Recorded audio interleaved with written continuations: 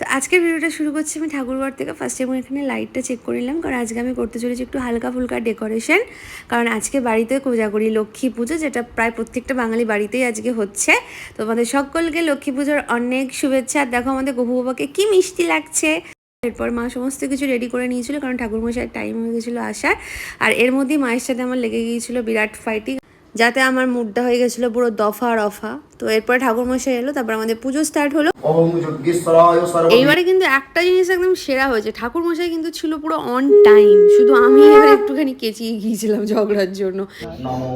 এরপর মা আর আমি দিয়ে দিলাম অঞ্জলি, আর তারপরে শুরু হলো হোম, যেটা আমার পুজোর মধ্যে সব থেকে বেস্ট লাগে, যেটা আমি মন দিয়ে দেখি। আর আজকে বিকালে আমি পড়ে নিয়েছিলাম আলতা, বছরে একবারই পড়ি। নির্মল গগন মন্দ মন্দ বহিতেছে মলয় পবন,